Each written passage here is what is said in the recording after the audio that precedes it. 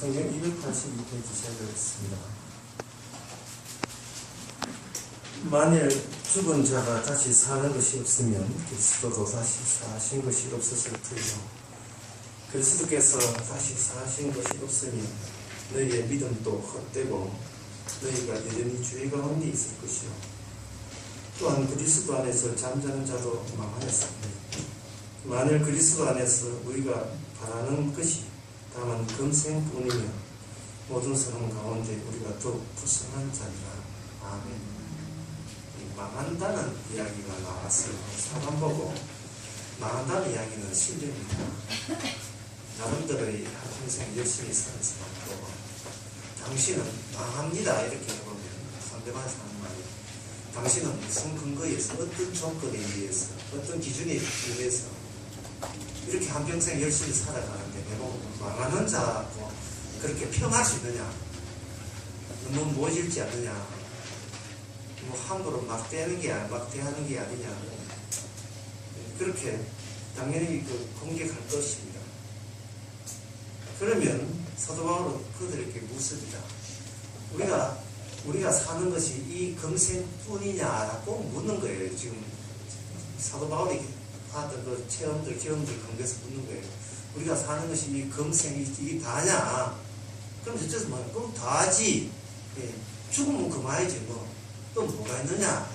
라고 이야기해야죠. 그러면 사도 바울이 이야기합니다. 나도 그런 줄 알았고, 나도, 그게 옳다고 생각했었는데, 예수님이 죽고 난 뒤에 부활함으로써 이게 틀렸다는 사실을 내가 알게 되었다는 겁니다. 그리고 이것이 단순히, 내가 이 눈에 보이는 세상이 이게 다구나. 아이고, 그게 아니네. 또 있네. 이 정도 끝나는 게 아니고, 우리가 이 세상에 사는 이것이 다라면, 우리가 망하는 자라는 겁니다. 망하는 자. 이거는 단순히, 아이고, 이거 뭐 내가 몰랐다, 미안하다 하는 끝은 문제가 아니고, 망해야 되는 식으로 지금 살아가고 있다는 거죠. 그러면 복음을 전하는 사람은 뭔 뜻이냐 하면, 망하지 마세요 하는 취지에서 복음을 전하는 겁니다. 어느 날 교회도 모르고 하나님도 모르는 어머니한테 용돈 뭐 봉투 이렇게 주고 이렇게 할 때, 야야야 이거 고맙다, 이 봉투 주니까 이 고맙다, 봉투 챙겨주기 고맙다라고 할 때, 어머니 봉투 받아 챙긴다고 사는 게 아닙니다. 어머니 지금 망하고 있습니다 라고 주제넘는 이야기예요. 상대방에 대한 모독적인 발언, 당연히 어머니 망합니다. 뭐 말해요. 어머니 이제 뭐 사람 하면 당신이야 하지. 당신 망하고 있어요. 라고 하게 된 이유가, 할 수밖에 없는 이유가, 복음을 모르면, 예수 그리스도의 십자가 죽음과 부활을 모르면 아무리 그 자식한테 효도받아도 소용없다는 이야기입니다. 그리고 이야기하세요. 그게 바로 얘가 자식으로서 할 수 있는 최고의 사랑이라고. 헐뜻이 돈이나 가지고 예외 크루즈 여행이나 시켜준다고 그게 효자 아닙니다. 제가 지금 할 수 있는 최고의 효자는 이것밖에 없습니다. 효도는 이것밖에 없습니다. 어머님 망하고 있습니다. 그 이야기. 그래서 이 성도는 굉장히 억울한 비난을 많이 받아요. 교회 사람 꼬시려고 그렇게 천도를 해대니 하는데, 물론 그런 교회가 해봐야지만, 진정한 교회 오라고 하는 게 아니고, 복음을 전파하는 겁니다. 복음을 전파하면서 우리가 뭐 교회가 어떻고 교회 다니면 복 받고 잘 되고 이런 거 이야기하지 말고, 나도 당신같이 망하는 자였습니다는 이야기를 해야 돼요. 나도 세상적으로 뭐 캥길 게 없고 부족한 게 없고 나무게 사는 것은 사람 사는 것은 당장에 사는데 시연히 이것이 망하는 길이었습니다 라고 언급하는 거예요. 이건 직업과 상관없어요. 여기 사도 바울이 예수님의 십자가와 부활에 대해서 그렇게 할 때 약간 가시는 사람은 이렇게 이야기할 겁니다.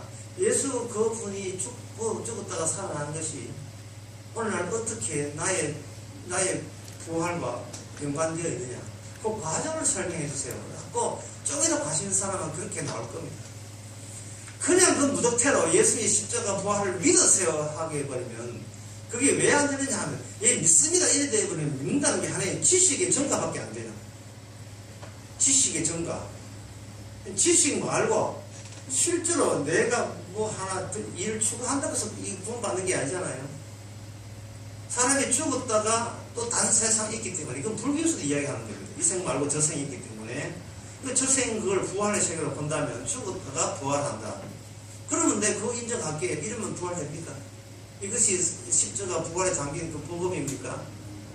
그거는 그런 식의 부활은 진짜 부활을 방해하는 겁니다. 오늘 설교의 핵심은 바로 여기 있습니다. 부활이 부활을 방해한다는 거예요. 부활이 부활을 해방하고 있다는 거예요. 여기서 살다가 죽으면 딴 데 간다는 그 사고방식이 전혀 부활되지 않는 방식이 오히려 부활이 있는 곳이 아닌 다른 방향으로 마귀가 몰고 있다는 것을 이 사도 본문을 통해서 밝혀져야 되는 겁니다. 그럼 어떻게 그걸 밝힐 것인가? 사도 바울의 이 복음을 사실 들어보면 논리는 굉장히 좀 간단해요. 간단한데 사도 바울은 복음을 간단하게 설명한 이유가 세상의 모든 돌아가는 상황을 단순화시키는 겁니다.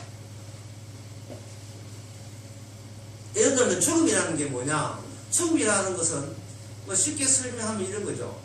어떤 중국집에 가서 음식을 시켜놓고 음식을 다 먹고 나왔어요. 그런데 그 다음날 가게 되면 내가 먹었던 그 그릇들이 그 테이블에 없어집니다.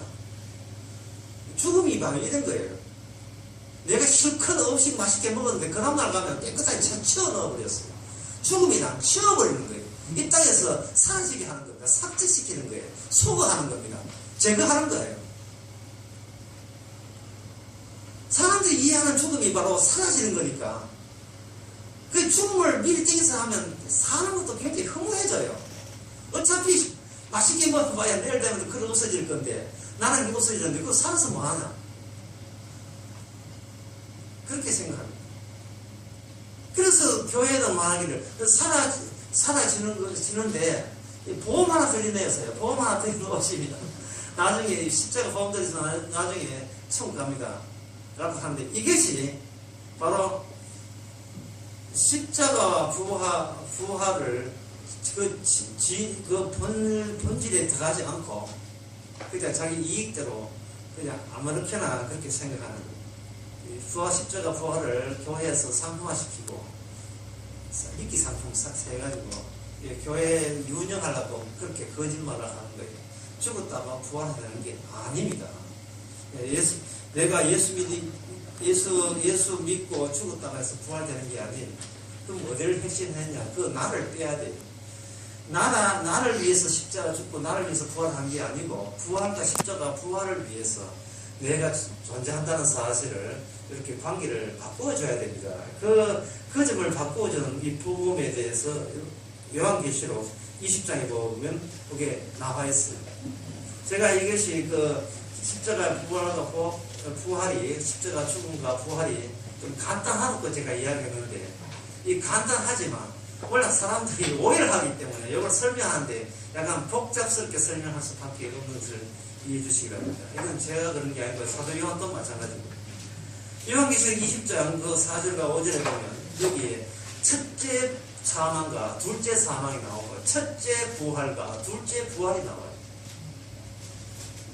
복잡해졌지 벌써 복잡해졌죠. 우리가 와서 교회에서 상식은 뭐냐? 죽고 난 뒤에 부활이 있다. 굉장히 간단한데 요한계시록 20장 4절에서 5절에 보면 첫째 부활, 첫째 사망이 있고 첫째 부활이 있고 둘째 사망이 있고 둘째 부활이 있더래요.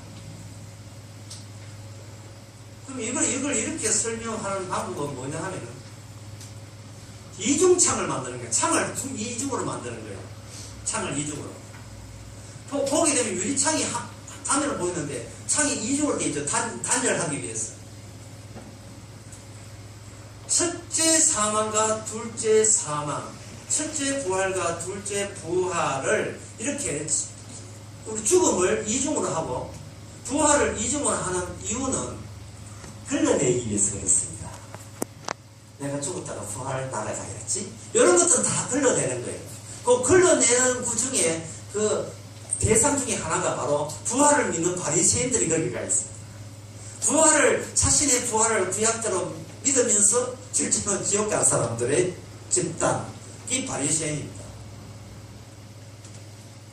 하나님 우리를 사랑하시니까 이 땅에서 고생되게 했다고 해서 이제는 보너스 주는 양으로 죽어서는 좋은 데 가거라 해서 부활을 많이 했다고 생각하는 자들을 지옥 보내기 위해서 이중창을 만든 겁니다. 첫째 사망이라 하는 것은 우리가 알고 있는 사망이에요. 첫째 사망이에요. 그 사람이 목숨 끊기면 죽는 거. 그런데 이 첫째 사망으로 바로 부활해서 가는 것이 아니고 첫째 사망은 어디와 연결되느냐 하면은 둘째 사망과 관련이 되어 있습니다. 죽어서 좋은데 부활의 나라 가려고 시도를 했는데 그게 성사가 되지 못하고 첫째 사망에서 둘째 사망으로 꺼졌는데 둘째 사망이 뭐냐면 유황불, 지옥에 유황불 들어가는 거예요. 그럼 부활은 어림도 없는 겁니다. 그러면 방법은 뭐냐 하면 첫째 사망에서 첫 번째 부활로 들어가야 돼요. 첫 번째 부활로 들어가는 사람만 두 번째 부활에 참여가 됩니다. 첫 번째 부활에 두 번째 부활. 그러면 거기에 참여하는 사람은 어떤 관점이 되냐 하면 부활에는 두 개의 단계가 있다는 것을 미리 알고 있어야 돼요. 부활에는 미리 두 개의 부활이 있다는 것을 미리 알고 있어야 됩니다. 죽음도 두 개의 죽음이 있다는 것을 미리 알아야 돼요. 죽음도 두 개의 죽음이 있고 부활도 두 개의 죽음이 있다 알려면 이 눈에 보이는 현실을 사실들에 있는 그 사실들의 묶음으로 보면 안 되고요. 가치와 의미로 묶음으로 봐야 돼요. 가치와 의미의 묶음으로. 사람이 늙어 죽었다, 숨이 끊어졌다, 스마트폰 찍어가지고 죽는 모습 해다. 그건 어디가 사실이에요. 지금 우리 동영상 지금 저장이 안 돼요. 그래서 제 아내가 지금 50분 동안 팔 아프게 지금 그걸 지금 저장하고 있습니다. 이게 찍고 있어요. 지금 팔 많이 아플 거니까. 그처럼 우리가 보는 세상은 그게 사실이냐를 보는 겁니다. 이게 사실이냐.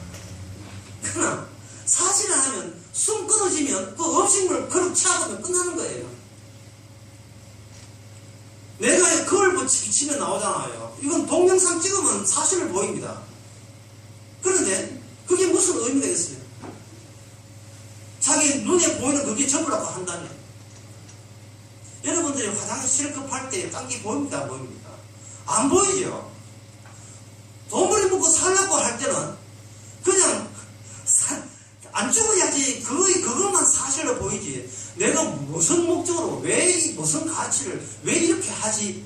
갖고 일하는 게 눈에 들어지를 않아요. 항상 밥 먹고 살아야지, 돈 벌어 살아야지. 그것뿐입니다.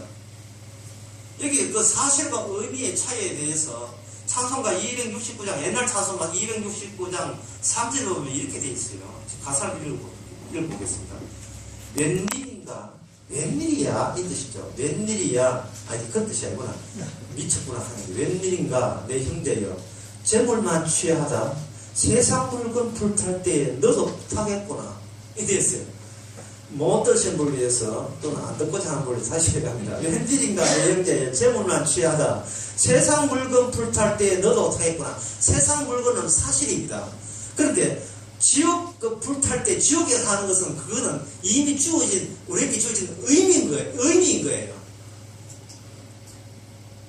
영화 보면 별 인기 없는 영화인데 개로 훔치는 완벽한 방법이라는 그런 영화에 보면 그 초등학교 2학년 애들이 집이 없어서 엄마가 돈을 그때 집이 없어가지고 7인승 그 차에서 이동하면서 살아보고 있습니다. 맨날 주차 입었다 그렇게 하는데 그래서 걔가 소원이 있어가지고 우리도 내 집 마련해야 되겠는데 내 집 마련 얼마쯤 하면 되는가 싶어서 거리에 가보니까 그 부동산에 평당 500만 원 돼 있어요. 그래서 걔는 평당에 가면 집이 500만 원 하는 줄 알고 있습니다. 평당에 가면. 그런데 제가 그걸 보면서 평당 500만 원이라는 말은 걔 입장에서는 평당이 미국에도 500만 원, 어디 가도 500만 원. 근데 걔는 그걸 몰라요. 그 평당 500만 원 하는 것은 그 어디에도 500만 원 뜻인데 자기는 평당이라는 지역에 가야 집에 500만 원 되는 줄 알고 있어요. 제가 지금 예를 들기 들었죠. 평당 500만 원 하는 것은 35평인지 40평인지 관계없이 평당 그 가치가, 한 평당 가치가 500만 원 뜻이에요. 주님께서는 가치 가지고 우리를 구원하는 겁니다. 가치 가지고. 우리는 몇 평대 사느냐를 보는, 자꾸 그걸 사실을 보는데, 주님의 사실은 뭐냐면, 너는 평당 얼마짜리냐? 정말 어떤 가치가 있느냐를 보는 거예요. 그 가치는 뭘로 결정하느냐? 목적으로 결정한다. 내가 왜 사는지 목적 가지고 이게 부활의 세계와 둘째 부활과 연관이 되는 겁니다. 그래서 첫째 사망, 둘째 사망, 첫째 부활, 둘째 부활을 구분하는 것은 모든 사실적인 것을 전부 다 없애버리겠어요. 모든 사실적인 것. 만약에 인간이 죽는 것이 그냥 내가 사라진 게 죽인다면 그 사실됨, 그 있음, 눈에 보임, 그게 전부일 거예요. 그게 전부이다, 이 말이에요. 그러면 죽었다가 부활, 요걸 끊어야 되는데, 이게 이중창이 되어가지고, 첫째 부활 있고, 둘째 부활, 첫째 사망 있고, 둘째 사망 있다는 말은, 이 땅에서 너는 눈에 보이는 대로 살아서는 안 된다는 이야기입니다. 뭔가 의미와 가치, 둘째 부활과 관련되어 있는, 연계되어 있는 가치와 의미를 가지고 그걸 내다보면서 살아야 된다는 것을 뜻하는 겁니다. 그렇다면 우리 인간이 이 땅에 살아가면서 자기 그냥 가치와 의미가 사실은 없는 게 아니 있어요. 있는데 사람이 뭘 하든 간에 그 모든 의미 가치가 순전히 내 좋은 쪽으로 내가 잘 되는 쪽의 의미와 가치를 이걸 일방적으로 그렇게 결정해가 있다는 게 이게 문제가 되는 겁니다. 무슨 행동을 해도 내한테 좋으면 좋은 거라는 것으로 훅딱 오거든요. 그러니까 이것이 바로 이렇게 되어버리면 우리는 이중창 속에 있는 게 아닙니다. 그것은 바로 자신의 죽었다가 오래 살기 위해서 보험 하나 드리는 식으로 교회에 나오는 것밖에 안 돼요. 그것이 진정한 부활을 방해하는 게 되는 겁니다. 그래서 오늘 본문 말씀을 통해서 우리가 한번 생각해 봐야 될 것은 사람이 죽었다는데 여기부터 좀 어려운데요. 어렵다는 걸 미리 말씀드리겠습니다. 이게 왜 어려운 이유가 있어요. 이게 뭐냐면 사람이 살다가 죽으면 숨부러지면 죽는 것이다. 지금 이렇게 생각하는데 당신이 그걸 살아있는 걸 살았다, 죽은 것을 숨부러지면 죽었다 하는 그 근거가 뭐냐? 라고 물으면 사람들은 내가 여기 있잖아. 내가 그렇게 느끼잖아. 내가 그걸 눈에 보고 있잖아. 뭐를? 사실을. 자기는 지금 사실대로 산다고 지금 현실대로 산다고 철저하게 믿고 있는 거예요. 이것을 복음은 이렇게 해요. 사도 바울의 복음은 이렇게 합니다. 죽을 때 죽는 것이 아니고 그 죽음을 느려보는 거예요. 어떻게 느리냐? 네가 행동하고 살았던 모든 것이 다 죽을 수밖에 없던 거라면 네가 살아있을 때도 사실은 죽음과 관련된 죽음의 영으로 된 확장이다. 이렇게 보는 겁니다. 그것을 어떻게 확장하냐면 너의 지었던 살았던 모든 것이 죄가 되었고 그 죄의 값으로 네가 죽는 게 되니까 네가 죽기 전부터 이미 너는 죽은 모습, 죽음과 관련된 의미와 가치를 네가 뽑아내고 있다고 보는 거예요. 그렇게 보는 겁니다. 그래서 망한다는 말은 어떤 나쁜 짓을, 특별히 나쁜 짓을 망한 것이 아니고 살아온 모든 것이 집대성해서 너를 망하게 한 거예요. 그냥 산 게 망해가고 있는 중입니다. 즉 살아있는 게. 사도 바울은 예수님한테 복음을 들어서 예수님께 직접 배워가지고 그걸 전부 다 죄의 지배 아래 있다는 용어를 써요. 모든 것이 죄의 통찰에 있다. 죄의 통찰에 있다는 말은 특별히 한 가지 나쁜 짓을 하고 그거 빼놓고는 착하지 않고 이게 아니고 네가 살아온 전체가 죄에 지배해야 돼. 죄에서 몸 빠져나오기 때문에 너는 죄인이 될 수밖에 없는 식으로 사도 바울은 복음으로 우리를 몰아세웁니다. 왜? 사실에서 벗어나서 하나님이 인정하는 의미와 가치를 우리에게 부여하기 위해서 그렇게 하는 겁니다. 복음 안에서. 나는 죽었다가 교회 나가니까 죽으면 천국, 부활계 천국 가겠지. 이게 바로 복음을 막아서고 복음을 희석시키고 복음에 반대하는 거예요. 너네 인간을 봐야 살과 뼈와 그리고 내장밖에 없습니다. 그것으로서는 그 뼈와 살과 이런 거 해봐야 소용없어요. 예를 들어 어디 다리에 상처가 있다. 상처가 있으면 피가 난다. 피가 하면 그 현호불운 작용에 의해서 이게 딱지가 앉지요. 어떤 애는 자기 딱지에다가 장난삼아 어떤 애가 저도 그런 적 있습니다. 자기 딱지에다가 뭘 이름을 써요. 이름을 쓴다고 시시해놓으니까 몸이 아프니까 딱지에 쓰면 이름을 써놔봤자 딱지 떨어질 때 그 입도 같이 떨어져버려. 분리될 수밖에 없는 것에다가 우리 자신의 이름을 걸고 평생을 살아온 겁니다. 의사, 박사, 교사, 교수, 농사, 백수, 목사, 장로, 집사 거기다가 거기다가 목숨을 걸고 그게 나의 가치고 나의 의미라고 해봤자 딱지 떨어질 때 같이 다 떨어지는 거예요. 그게 첫째 사망의 원인 제공을 한 겁니다. 첫째 사망. 그 첫째 사망은 둘째 사망과 지옥불과 관련되어 있어요.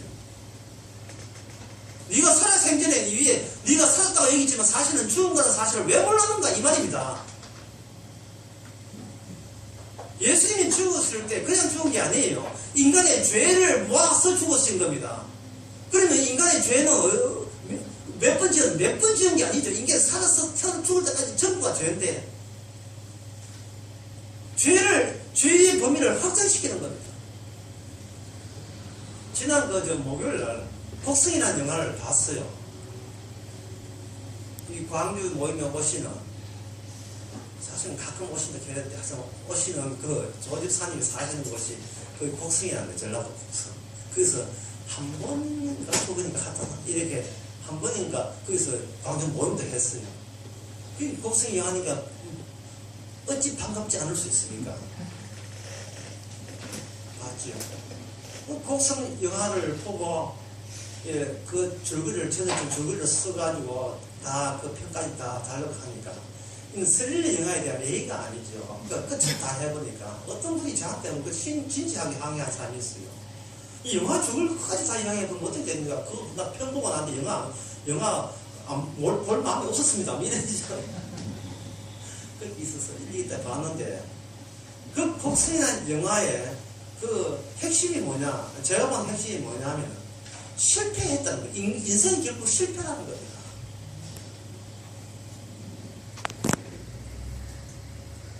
곡성에 있는 그 어두운 그 비오는 마을 사람들이 이유 없이 살인사건이 일어나고 서로가 서로를 죽이고 죽어나가고 몸이 아프고 하도 순진한 애가 미쳐가지고 귀신 들리고 하는 그런 사건이 번질 때 거기에 수상한 귀한 얘기처럼 세월 차이지만 이거 짧게 해야 되겠습니다. 그 수상한 사람, 일본 사람이 낚시노는 일본 사람들 산속에 앉아 있는 거예요. 사람들은 일본 영감대 때문에 잊을 수 없는 일이었다고 했는데 사실은 그 일본 영감이 이 곡성에 악마가 있어가지고 되는 것을 자기는 무당을 쫓아내기 위해서 그렇게 구원자로 왔건만 메시아죠. 구원자로 왔건만 이 구원자를 분간 못해가지고 오히려 이 경사하고 이게 잡고 죽인다고 달려들 하죠. 그것을 누가 밝혔냐면 일광이라는 그런 박수무당 남자 무당이 거기 해가지고 사실을 밝히면서 그 사람은 악마가 아닙니다. 포만 악마같이 보이지가 진짜 악마는 따로 있습니다. 하고 푸시를 하는데 그 모습을 너무너무 실감하게 잘했어요. 그래서 그 영화제 비촉적 영화로 지금 복수영화했어요. 그런데 마지막 그 짐을 찍었어. 막을 쫓기, 악마를 쫓기 위해서 그 귀신 들린 딸 눕혀놓고 사실이죠. 그 뼈와 살과 몸이 있는 딸 눕혀놓고 이쪽에 있는 여기 있는 박수무당이 박수무당 이름이 뭐야? 그 박수무당이 그거 염소 잡아가지고 피 흘리면서 그 악마로 상징되는 나무에다가 우상에다가 그 징을 좁아, 세기를 꼽아가지고 막 이제 잡아 때리는데, 때리면 때릴수록 저 일본 무당이 밀어다 있는 악마가 막 저쪽 산속에서는 거리가 먼데요. 막 고통당하고 있어요. 그러니까 이 보세요. 이거 나무, 죽은 산, 염소, 그리고 다, 이 모든 것이, 아파, 귀 들리는 이 모든 것이 눈에 보이잖아요. 이건 두자가 사실이에요. 사실인데, 악마는 영이다, 이 말이죠. 사람들이 한 게 뭐냐면, 사실을 가지고 악마를 내쫓을 수 있다는 그 가능성, 이게 바로 기독교고, 이게 천주교고, 이게 불교고, 이게 무속신앙이고, 이게 바로 미신이에요. 모든 종교는 미신인 겁니다. 내가 나한테 악발이 기도해가지고 마귀를 쫓아낸다든지, 성경을 떼가지고 도배를 한다든지, 마들과 파와 어떤 구호 같은 거, 멘트 같은 거, 주 예수 이름으로 물러가라, 십자가에다가, 십자가 해가지고, 이만 들이대가지고 하는 거. 이것 자체가 추술행위고, 이것 자체가 실패로 끝난다는 게 곡성의 예마예요. 이 주가 실패로 끝나요. 그냥 인간은 죄만 짓고 살아라. 이게 곡성의 영화입니다. 어떤 수단도, 나중에 그 용암 박수무당 일광도 나중에 지도 막이 돼가지고 사진 찍고 있어가지고 끝장이 그거예요. 그래서 같이 봤던 그 아주머니들, 이게 뭐지, 이거 끝이 왜 이렇게 끝나? 이겨야 되는데 이기질 않아요. 실패로 끝나요. 마귀는 곡성이 전혀 있어요. 좀 더 복사 한번 가봐요. 사실적인 공간 한번 가봐요.